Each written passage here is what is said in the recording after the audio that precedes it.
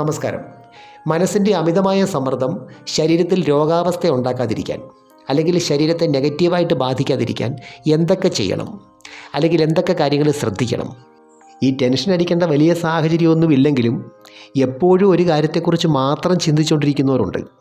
ഒന്നുകിൽ കഴിഞ്ഞുപോയ ഏതെങ്കിലും ഒരു പ്രശ്നത്തെക്കുറിച്ച്, അല്ലെങ്കിൽ വരാനിരിക്കുന്ന ഫ്യൂച്ചറിൽ വരുമോ എന്ന് ആശങ്കപ്പെടുന്ന ഏതെങ്കിലും ഒരു കാര്യത്തെക്കുറിച്ച് നിരന്തരമായി ചിന്തിക്കുന്നവരുണ്ട്.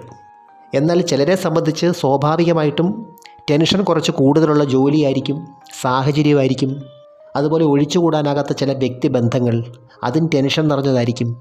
അപ്പോൾ ഈ അവസ്ഥയിലുള്ളവർക്ക് എല്ലാ ദിവസവും റിലാക്സേഷന് കൂടുതൽ പ്രാധാന്യം നൽകേണ്ടതായിട്ടുണ്ട്. അമിതമായിട്ടുള്ള സ്ട്രെസ് എങ്ങനെയാണ് നമ്മുടെ ശരീരത്തിൽ രോഗങ്ങൾ ഉണ്ടാക്കുന്നത്?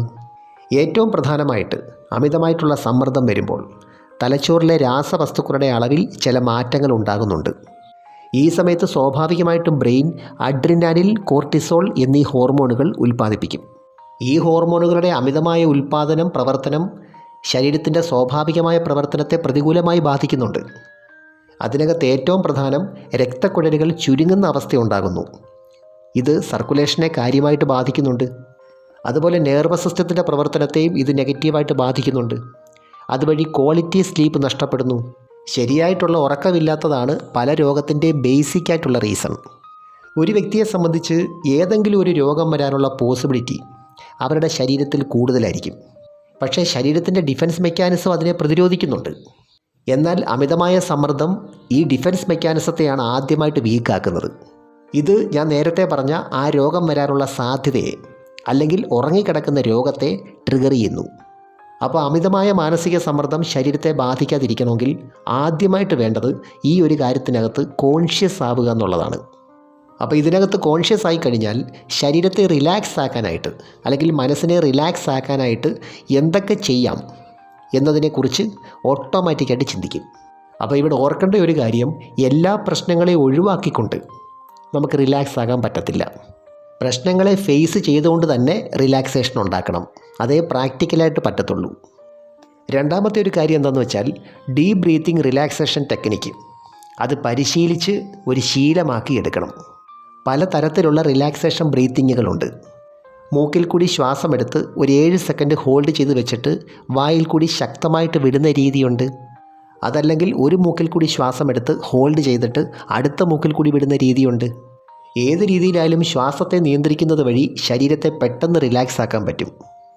അതുപോലെ തന്നെ എല്ലാ ദിവസവും ഉറങ്ങാൻ പോകുന്നതിന് മുമ്പ് ഒരു 20 മിനിറ്റ് മെഡിറ്റേഷൻ പരിശീലിക്കുന്നത് വളരെ ഇഫക്റ്റീവാണ്. അതുപോലെ ഡിഫൻസ് മെക്കാനിസത്തെ ബൂസ്റ്റപ്പ് ചെയ്യാനായിട്ട് എല്ലാ ദിവസവും ഒരു അരമണിക്കൂർ വ്യായാമം ചെയ്യണം.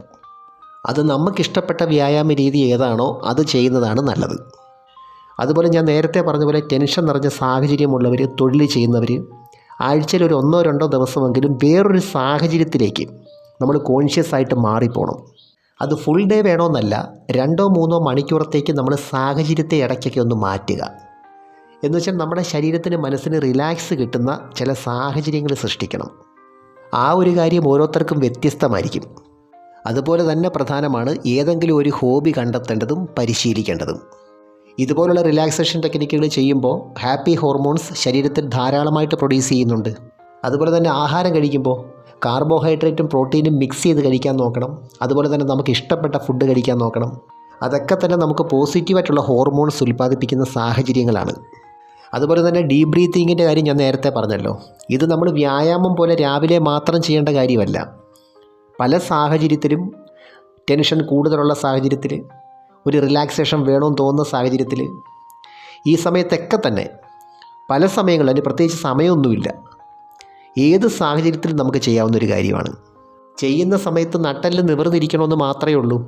അപ്പോൾ ചുരുക്കി പറഞ്ഞാൽ സ്ട്രെസ്സ് കൂടുതലായിട്ടുള്ള സാഹചര്യം ഉള്ളവർക്ക് ശരീരത്തിന് നല്ല റിലാക്സേഷൻ വേണം. അതുപോലെ കുളിക്കുന്നതിന് മുമ്പ് ആഴ്ചയിൽ ഒരു 3 ദിവസമെങ്കിലും ഓയിൽ കൊണ്ട് ശരീരത്തിലൊന്ന് മസാജ് ചെയ്തിട്ട് കുളിക്കുന്നത് നല്ലതാണ്.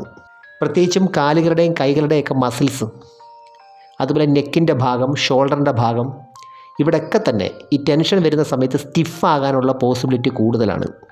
ഇത്രയും കാര്യങ്ങൾ ചെയ്യുന്നതിൻ്റെ കൂട്ടത്തിൽ പോസിറ്റീവ് തിങ്കിങ് പ്രാക്ടീസ് ചെയ്യുകയാണെങ്കിൽ പ്രകടമായ മാറ്റം കാണാൻ സാധിക്കും. ഇതുപോലുള്ള വീഡിയോസ് ഇനിയും കാണാൻ ഈ ചാനൽ ഒന്ന് സബ്സ്ക്രൈബ് ചെയ്യണം, ലൈക്ക് ചെയ്യണം. Thanks for watching.